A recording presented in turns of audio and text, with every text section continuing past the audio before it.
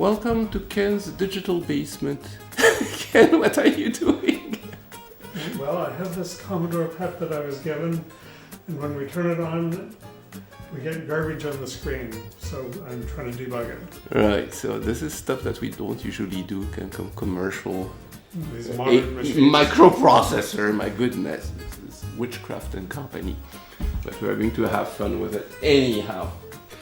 Hello and welcome back. If you follow the channel, you know that we recently brought up the famous trilogy of early personal computers, the PET, the TRS-80 and the Apple II, for a photo shoot with CNN about Microsoft's early history.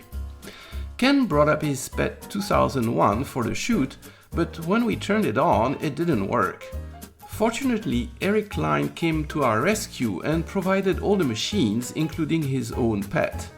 His didn't work reliably either, but it was an easy fix, just a bent pin in a ROM chip that wasn't making reliable contact. However, Ken's machine turned into a quite challenging repair. On the positive side, it will provide us with lots of electro-entertainment, as you'll soon see. Oh! Okay. Ah! Looks like it's not Well, functional, but it's not supposed to do that? no, it should have, say, ready. Oh, but this is much better.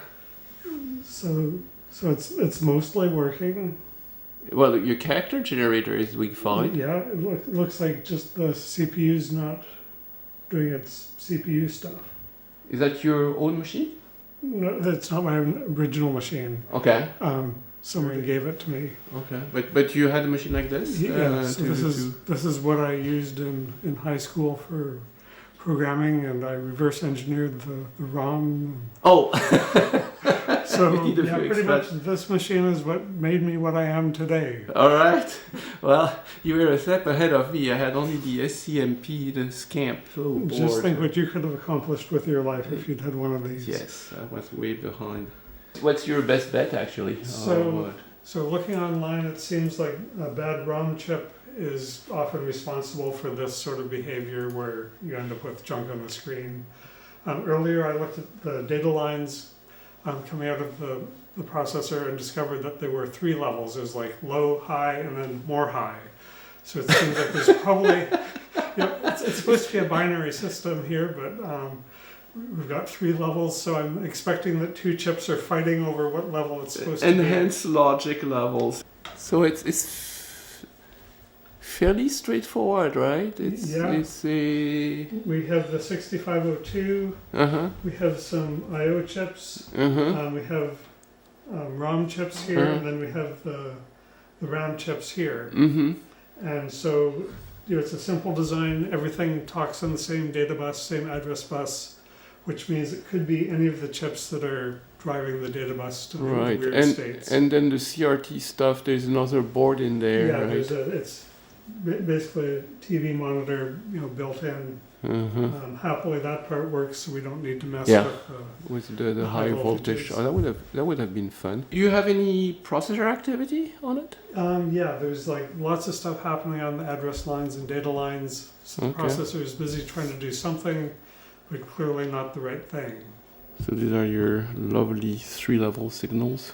Yeah, so I'm looking at one of the data lines, and it's low, high, and higher, so that I can stop it. So there's clearly something bad going on here. Moments later. So Ken, you pulled all your ROMs? Yep. And I have this Retro Chip Tester Pro, which is of great help for this kind of retro computers. And it's smart enough, it recognizes the ROM. So if I put this one, it's a 6540, and not only it reads it back, but it identifies it as a PET Commodore ROM, which is what it is. However, there's 2 it doesn't recognize. If I put this one.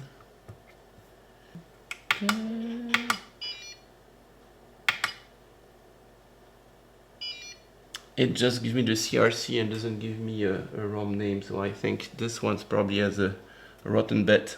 And then there's another one that is not recognized.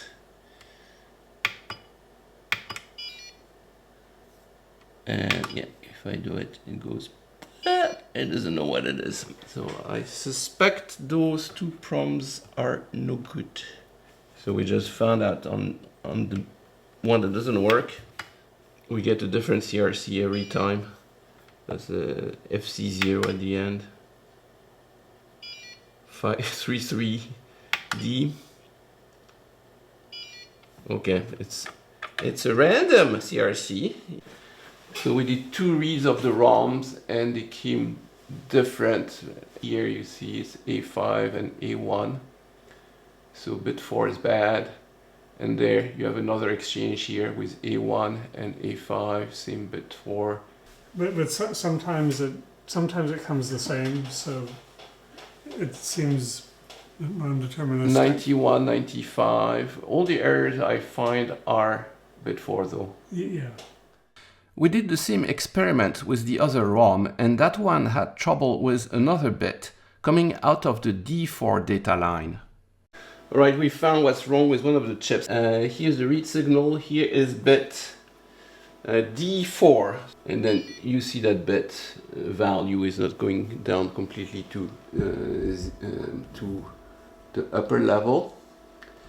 And how to fix it? Well, we'll help it a bit with a 4.7K resistor to VCC. Okay, let me try it again. There you go, bit is fixed, and it read the it read the correct ROM. Very nice. So, yeah, the problem is that those are not easy to replace. They have the pinout is completely weird. The selection is completely weird. So you have to do some adaptation. Power is here and here. Address lines are completely messed up. So it's a really weird chip.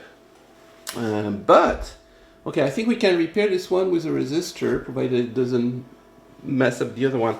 So let's see. This one, that's the one where we know it's bit D2. D2 is the weight 4, right? So we'll try this one, see if it's a similar failure. And that's the other chip with the bit 2, so weight 4, that's always down, and you can see it there. Sometimes it depends. It has some. So here, look, it worked. Yeah, what's going on? It's just all over the place. It has glitches. It worked this time. Oh man, it's an unhappy bit. So let me try to help it out. So just for kicks, I used the same trick as before, tying the dying bit to +5 volts through a resistor to prop it up. Not something you want to do in the machine though, since it would screw up the other chips tied to the same bit. Well, our bit will have been helped. Much better! Yeah, when I dump it, it got it. So we're hosed. I think we need an adapter to make the chips. So the proper fix is to replace the dead chip with a standard 16 kilobit EEPROM like the Intel 2716, burned with the correct code. Unfortunately, the MOSTEC 6540 is a weird ROM. The pinout is incompatible with the 2716, and moreover, the MOSTEC 6540 has 5 chip select lines, whereas the standard 2716 has only 2. So you also need a bit of added chip select logic on the adapter.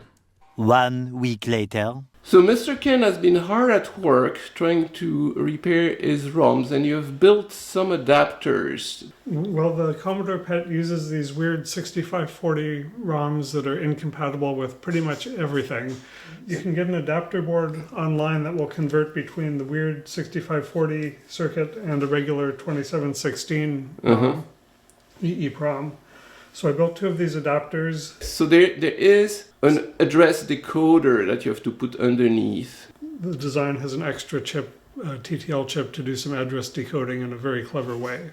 So now we are back to being able to just program a regular 2116, I can try to use my TL866 and do the usual trick of upping the voltage. And there 2016A, 2716A, what did I give you? It just says 2716. Okay, so we might not be able to program them with this. And this is a 2716D. Okay, so this one we have more chances. We'll see. If not, we'll break out the data I/O. So we'll see if that works. I only have 21 volts and it needs 25 normally, but most of the time it works. Project, device, program. Whee! Oh, it's slow. Oh, a 2716 must be slower than a regular device. Okay, that didn't work. Ooh. It programmed part of it. Let's do another pass. Yeah, that's what I was thinking. But I might have to erase it and put it on the data I/O. Oh, it's faster now. Oh, and it's successful this time. Tools, divide, verify. So I guess it's just... Yeah, okay. You have to insist a bit because the voltage is borderline. So we're going to do the second one while Ken is putting the sticker on the first one. Program.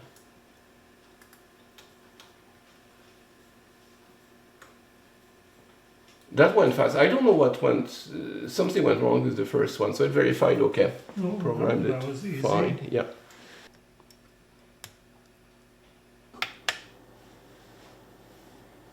And now it recognizes as a PET ROM, so we're good. We just put them back. Yep. Hold on a second. Let me take Straight. a shot. All right, hold that. And now I will power it up. Okay, I'll power it on. And we get exactly the same failure as before. Great. So that's slightly disappointing.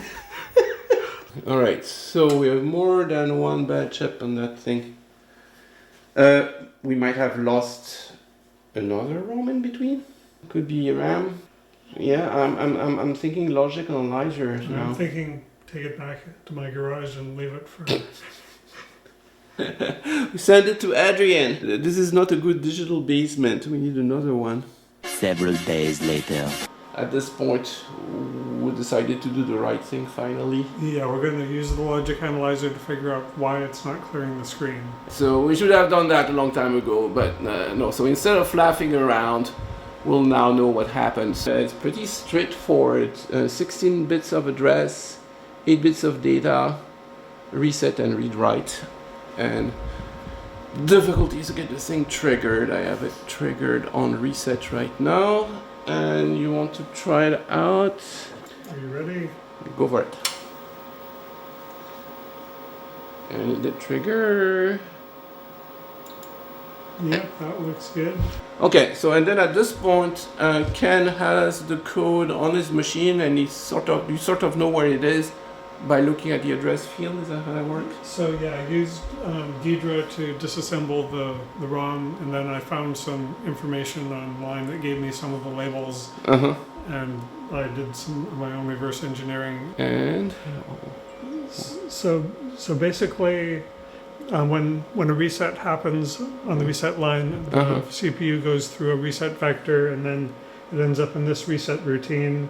It initializes some of the I/O ports. And then down here it runs a clear screen routine, which basically writes spaces to all the screen memory and clears the screen. Which is not happening apparently. So Right. so we lose it very early in the boot sequence. Yeah, this is like maybe like 30 instructions in. Okay. And so the clear screen routine, the 6502 doesn't have 16-bit pointers, so it has a pointer in memory to the screen, and then it steps the register through 256 bytes at a time to clear the memory. So if you check the address E247 over there, that's in this clear screen loop. So I see 00E whatever. So that's the pointer in memory that it's loading. Oh, okay. And then it has a write here. Not sure why. So that's writing to what it thinks is screen memory, but it's not. Okay. So it's doing a 20, which is a space. Okay. And then it reads, those are instructions. Yeah, those are instructions. So you tell me this is the loop? Yeah, so E247, that address, if we look over in Ghidra, that's decrement Y, where it's decrementing the register to cycle through memory. So it's trying to write to the screen memory. Right, but it's getting the wrong pointer address, so it's writing to the wrong memory, and then it never ends because the pointer never matches the end of the screen. Oh, how do you know it's gotten the wrong memory? Because it's writing to 001C, which is like page 0, which is totally not where the screen memory is. And how did it get there? First, it reads the pointer from 00E0, 00E1. This pointer should be pointing to the screen, but it's pointing to address 0. So the thing is... what the wrong data is here. Yeah. So now it's clearing stuff in the 0 page of memory. So it's writing to 1C, 1B. So 001A it's writing 20, which is ASCII for a space. It's filling it with spaces. Yeah. So but at the wrong place. Yeah, basically it's filling... I see the right. Okay. It's filling all of the wrong memory with spaces. It's not that the memory is completely dead as all zeros. It should have a 1 somewhere. Yeah, I think it's just, 1 bit is off, and so then it goes off into the wrong area of memory. So this is the loop that clears the screen. So you can see it wrote 84 to 00E1, and then here it reads back from 00E1 and it's getting 0. So instead of clearing screen memory, it's clearing memory around address 0. So it's a memory malfunction, but you have 2 bits missing. At least 2. Sorry folks, live video text is not the clearest way to explain logic analyzer traces. But Ken has written a blog post about his debug that is easier to follow. I'll put a link in the doodly-doo. Okay, well, I go get the retro chip tester and we test the memories. Is that... Yep, sounds like a plan. All right, chip tester is back out and it's a 6550 and it knows it. It says SRAM common, so it's a common, uncommon one. I think it's common amongst collector of pets. And so this is the one I hypothesize is wrong. I mean the bad chip. Okay, I'll see in a minute. Oh, he likes it. It's a good one. Yeah. Okay, so that's a good chip. What am I going to do if they're all good? Then it's the decoder or something.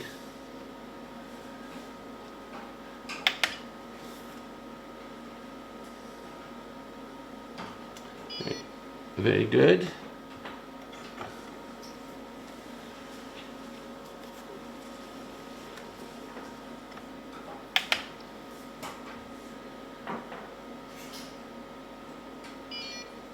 Okay, so we're fluffing around again.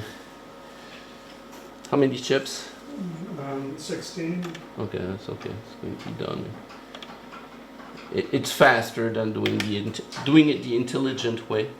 Oh, got one. Oh, it's one bad because I put it the wrong direction. So at least it saw that. So at least we know it's not lying to us. Oh, no, I found a bad one. Did you kill it by putting it in the wrong direction? Could be. Also, it does pretest. So this one is the.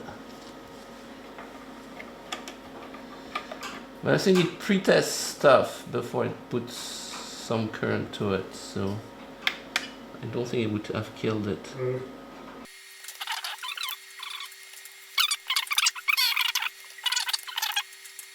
So the yellow dot one is okay? I haven't tested that one yet. You're pulling them too fast. Nope. Oh, because I put it backwards again.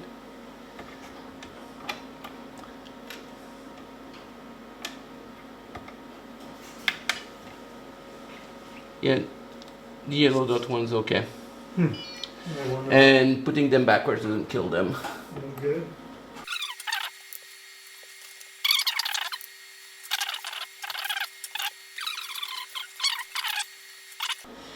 I have this feeling that there is just one bad chip.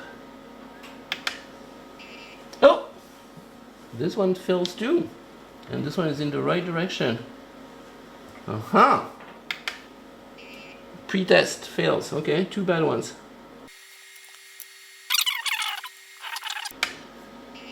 Oh! Three.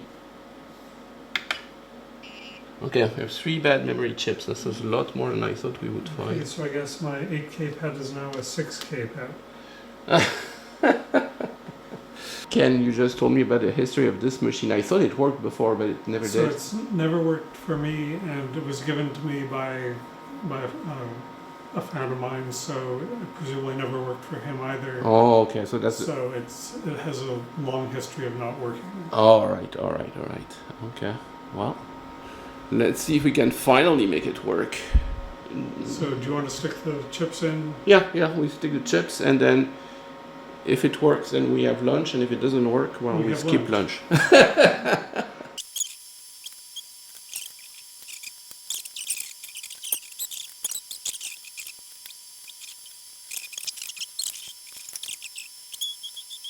Give it final inspection. It fails. So it's so good to have two pairs of eyes on the restoration. Okay. Shall I power it up? Well, it's going to work. We don't need that. Okay, it's guaranteed to be good now.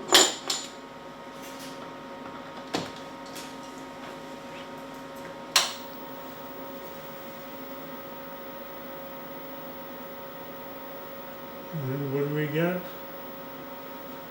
I did nothing. Come on at all.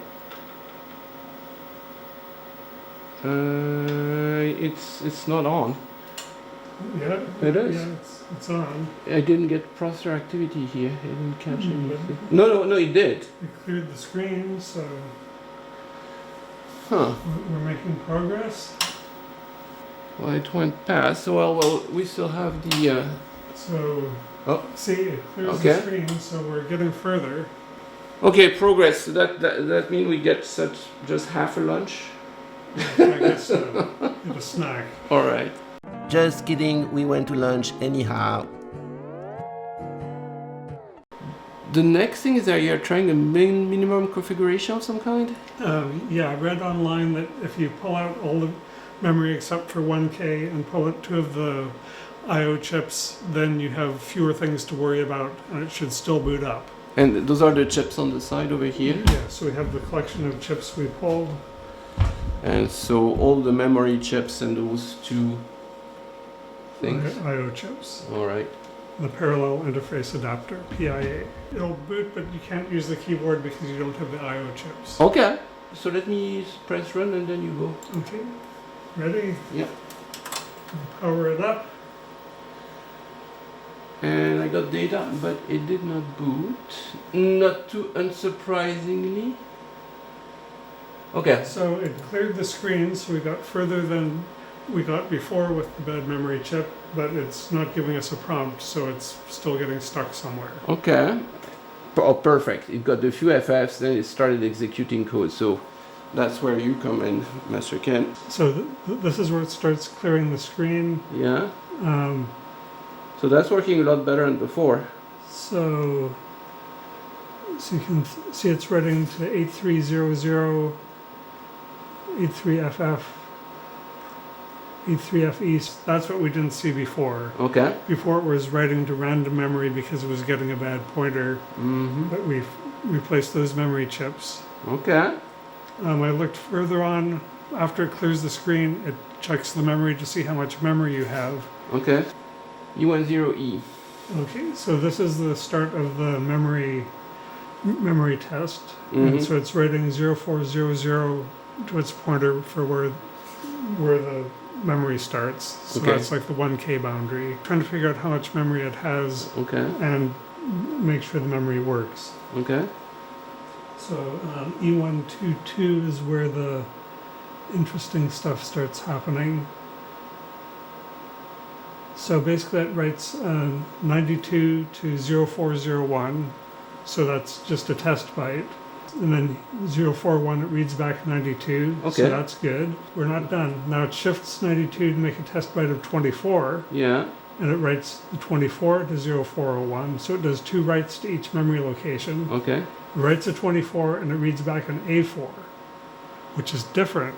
So the top bit is stuck in the memory. So it decides that there's no memory in the system, So that's and then everything just falls apart. that's the bottom of memory. Where is it in memory? Which So- do you know which chip is it? It's at Yeah, you have 1K of low memory, which is like just working sort of memory. work memory, Mhm. and then the next 1K at 0400 hex is where the program memory starts. And that's what it's checking. Yeah, so it failed on the very first byte it checked.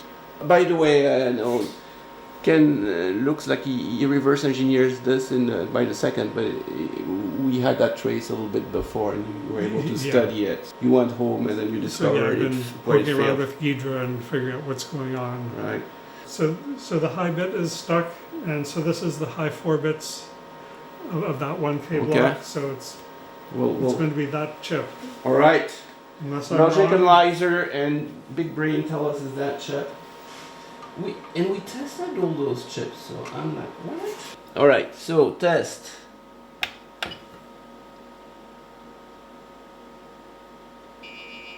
Oh, it went way in, and then it's a partial test. So it tested a couple good, and then it went bad. I bet you it's the same as the ROM chips. We have a half bit somewhere. Yeah, that could be. We could try it actually. Let's try it again. So I bet you it tests, sometimes tests good, sometimes it tests bad. Oh, it tested bad at a different place. You have a half. And we didn't see it because sometimes it will test good. Yeah, it tests good. So it's oh man. Do we have to check all our chips again to see if they're intermittent? Yeah, no, it tests okay. I bet you we have a it fails. We have a let's try to see if we can catch our bad bit. It's not okay. So nothing we can see on the pins. Mm-hmm. All right. Well, but brain pair and logic analyzer caught a bad chip. So your prediction is that if we put a good chip in place of the bad chip, it should boot. I'll let you put it in. Okay. I'll try that. And Ken's prediction is that it should boot to a prompt. Ready to power up? Yeah. And what do we get? We get a prompt. 1023 bytes free. Oh man, Ken, you were right. Okay, so see, as a logic analyzer, you can catch all kind of false if you can interpret the results. So that's the difficulty, right? You had to reverse engineer what Bill had done. But Ghidra helped me figure it out, so Right. it seems to work. All right. Okay. So want to put in the I/O chips, and then Yep. we should have a working machine with. Okay, 1K. man. Finally, boost. Woohoo! So I put the chips back in. We're just missing 4 RAM chips on the high memory. So, So it's it should boot with 6K of memory. and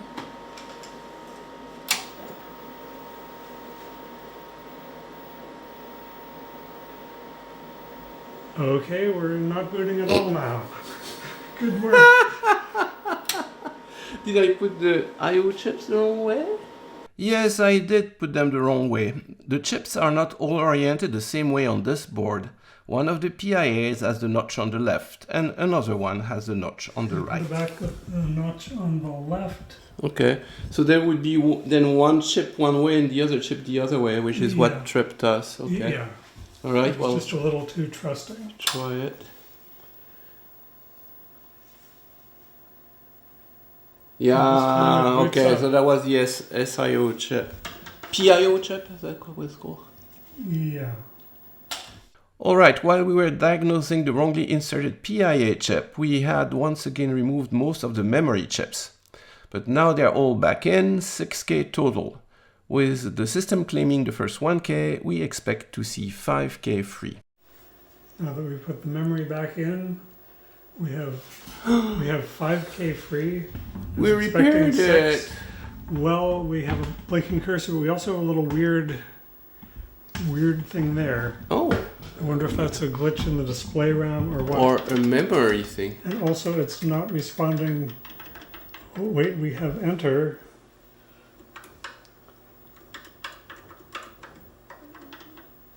Oh wait, we got a comma works.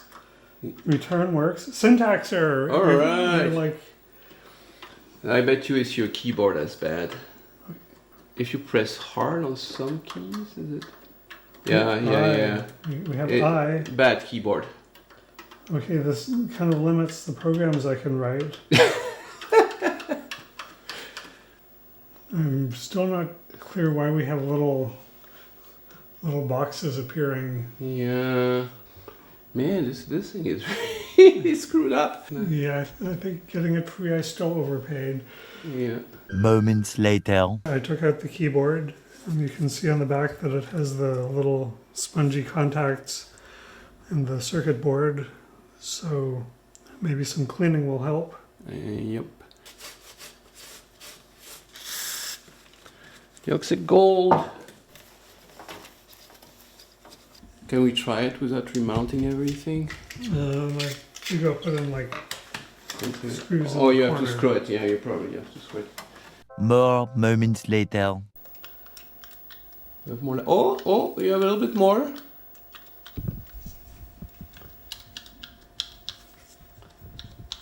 You know, looks like most of the keys work.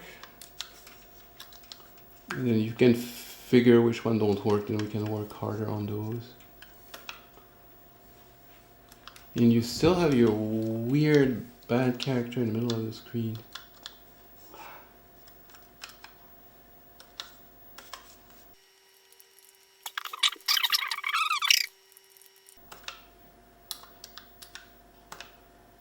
Okay, that's not what I was expecting.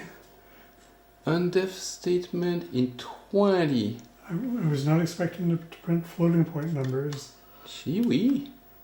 Okay, there is more. Oh, it can't even list. Ooh. I think we have more problems. We have than more expected. problems than this. Oh, gee-wee. Ooh, now we just got snow. Yep, we've crashed. List. Oh, yo. How do we rehook up the logic analyzer? I was planning on success. I took it off. And Ken was saying, no. Our boot line is getting worse and worse as we go on. I mean, we've lost another memory, right? Let me just try one little program here. Nope, that didn't work. I mean, it's very strange behavior that, you know, whatever I type comes up on the screen perfectly fine. We can't list it. Several days later. Alright, so we're back in the digital basement. It's been a digital dungeon. We've been trying to get out of it and we can't. Let's see what chips fail today. Right, so when we left it last time, it was almost working, but not working too well. So I ran a simple program that prints hello and then repeats. And when I run the program, it prints out 4 random floating point numbers. You look at the traces we had and you found they were 1-bit errors. So yeah, I went through the logic analyzer output and compared it to Ghidra and discovered one place where the 6502 is issuing the wrong address for no good reason, pulls the wrong thing out of memory and things go downhill from there. And I found a totally separate place where our nice ROM replacement gives it one bad address in screen memory and ends up writing this little checkerboard. And that's On the very screen. reproducible. Yeah, it's like, I think that's probably one bit that we programmed bad in the ROM. Okay. Because remember, the voltage was a little too low. Yeah. Can you show where you see the bit error on the? So in Ghidra, it's supposed to be 845E is the instruction. And that's the store instruction. It should store to address 5E. Okay. And then if you look on the logic analyzer, we see 8C 5E, which is storing to an absolute address. So instead of storing to 5E, it's storing to the address 865E. And that's giving you the bad character? Yeah, it's writing FF to screen memory instead of zero-page memory. And it's in ROM at address D3C8. D3C8. And I put the ROM over here to check it, and I read it. Good. And it recognizes the ROM as good, so the checksum is good. I'm comparing the ROM with the file it was supposed to be flashed with, and it's fine. 3C8 right here. Should be 84, but the high Well, it should bit be. is getting set, so it's turning it to 8C. So the logical analyzer and the 6502 reads 8C, but on the chip it's 84. Yeah, And then you have another 1-bit error later in your program. which appears to be the 6502 messing up. So the second problem is why the banner message messes up. So it should be writing to 71 and then 72. You can see it reads the address 72, but it writes to 7A, which is again bit 08. This is the same bit as failing. So you can see right before the highlighted line, it reads 72 from memory, but then the 6502 writes to 7A. And so that's setting up the pointer for displaying the message on boot up. So it's reading from like random characters in zero-page memory, which turns into gibberish. Yeah, so it's doing plenty of instructions right, and then once in a while it's getting the wrong bit. Yeah, I mean it's literally like 1 in 100,000. Okay, I think we scoped this bit, and we're going to find out that something is pulling it down. Or it's not driving it low enough. So we're trying the next sensible thing, which is to look at the signals coming out of the processor, and we expected the data bits to look bad, and they didn't. Yeah, the levels all seem good. And that's the address bits, and So this is going into the address buffer, and this is coming out of the buffer. so perfectly fine. But this is perfectly good data, and you had a data error on that one, right? Yeah. And then it's still not behaving. Yeah, we're getting the bad boot message, and then it crashed after one line of program. Another thing that is probably easier to do with exchange the 6502 chip and see if that does anything, right? Yeah. Alright, so Eric brought us a 6502 replacement chip. Oh man, new from factory. Alright, try that? Yeah, I remember we were on pin 40 and it was at this end. There's the PIAs that are in different directions. Okay. Okay. Heart transplant. More brain transplant. And what do we have? We have no weird character. Oh, it's a processor. It's so hard to type on a 45-degree keyboard. You can actually close it at this point. We have no prompts in it. Yeah. So we could never run this. We are doing a loop.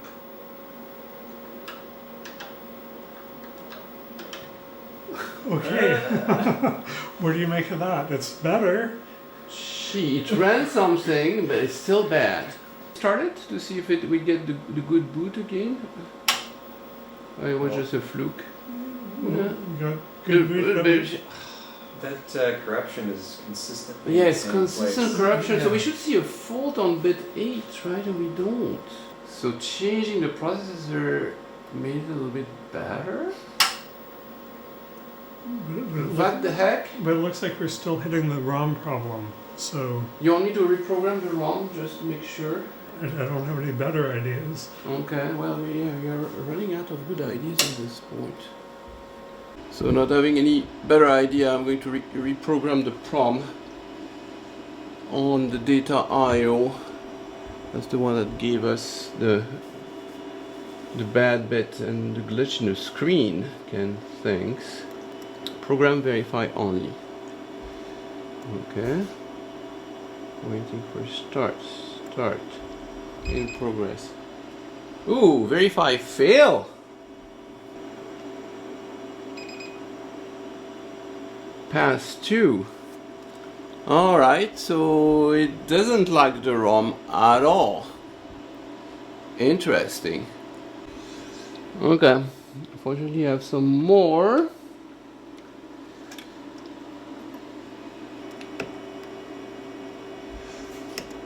Okay, so now it's working correctly. Oh, it passed. Alright, so we'll consider that one good. Okay, Ken, Weird. you get vindicated here. The ROM didn't verify in the data IO, Okay.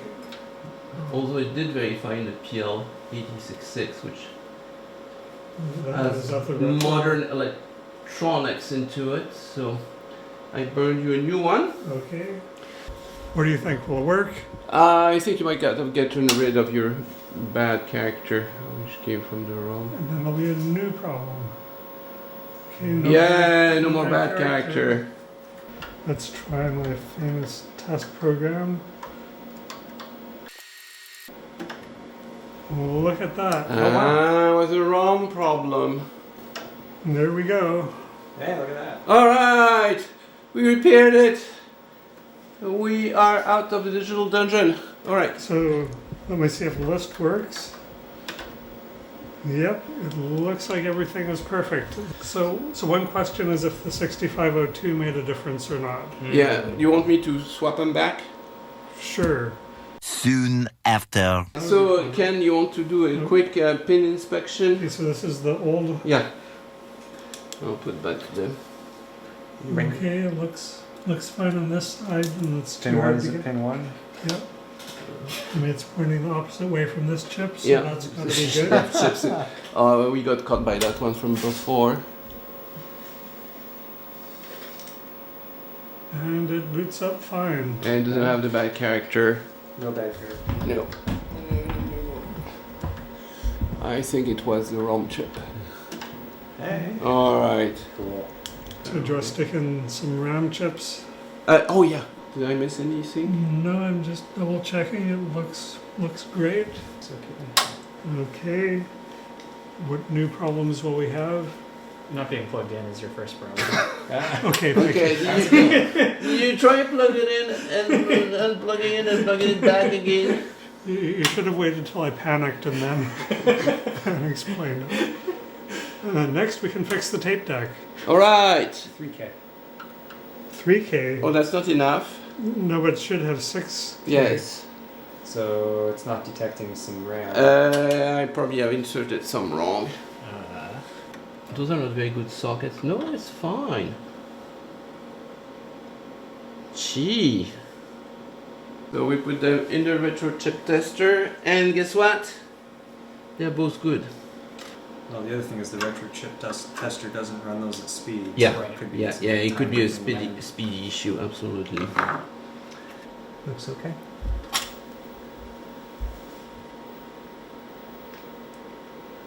And we get 2K. Uh-oh.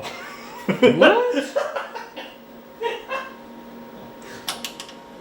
So maybe I miscalculated which was the bad ones and we moved the bad ones down one. You know what I mean? Oh. Let's see if we...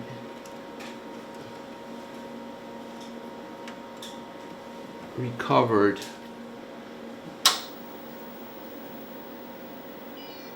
I don't think it's plugged in.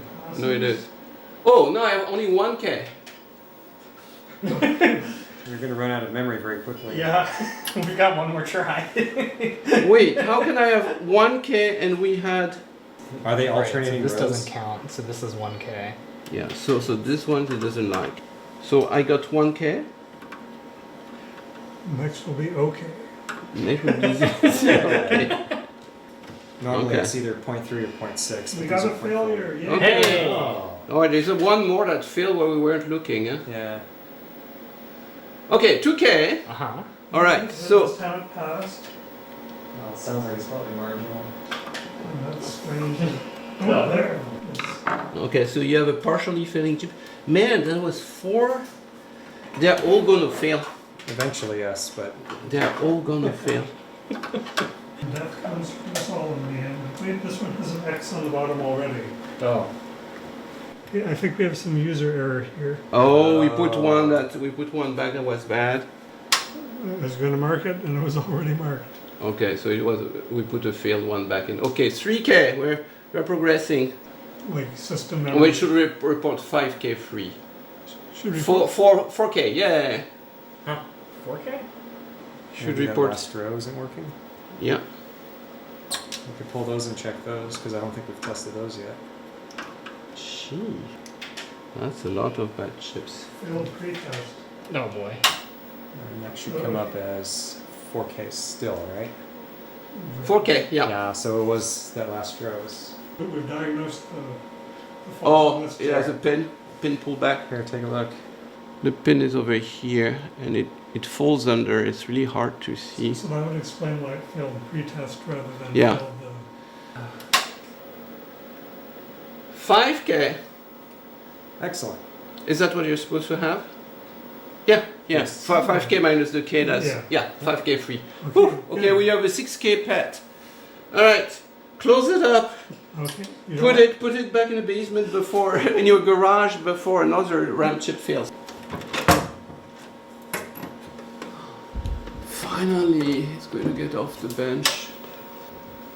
There we go. No floating point numbers. Yay! Hello world. This keyboard was a lot easier to type on when I was like 13. Yeah, yeah, and we also repaired it. It wasn't doing anything before. Okay, so you need to program a fractal on it. Yeah, I'm not sure I can do that in like real time. So in the end, the damage was 4 bad RAM chips, 2 bad ROM chips, and then we replaced one of the bad ROM chips with an other bad ROM chip. And then the RAMs and ROMs are not easy to replace. We need an adapter board for the ROM, and then we would need an adapter board for putting a regular RAM into them too. All right, so well, that was harder than I thought. Yeah, it's a little late for the CNN filming. Go for it, Master Ken. Okay, I remembered how to do PET programming from when I was 13. So here's one of my favorites. Oh, this is advanced PET programming. So are you writing directly on the screen? Yeah, Memory. you can see there's little bits of noise because PET doesn't like it when you write directly to the screen. Oh, I'm very But impressed. yeah, it's like 8-way symmetry and everything I know about mathematics I learned on the PET.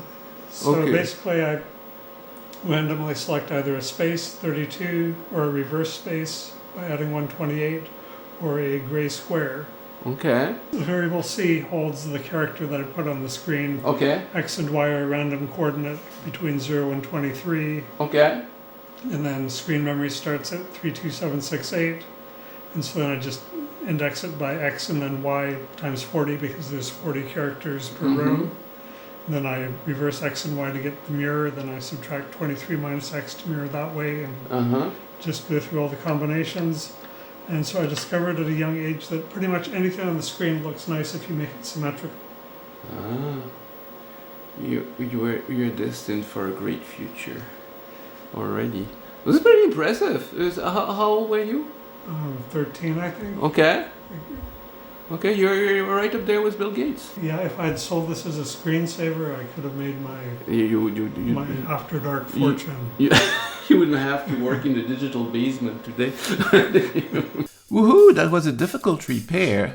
We had rare single-bit errors with a bit that was so marginal that just changing the processor did make it read correctly more often. By the way, we later figured out why the processor appeared to read in 72 and spat back 7A on the next cycle. This is because the faulty bit was in an intermediate state, So the processor actually read 7A, but the logic analyzer read the exact same byte as 72. Then add to that one memory chip that was also working sometimes and failing sometimes, and we got ourselves in a lot of trouble. I'm glad we were able to dig ourselves out of our hole. Once again, more explanations about the faults on Ken's blog, and see you in the next episode.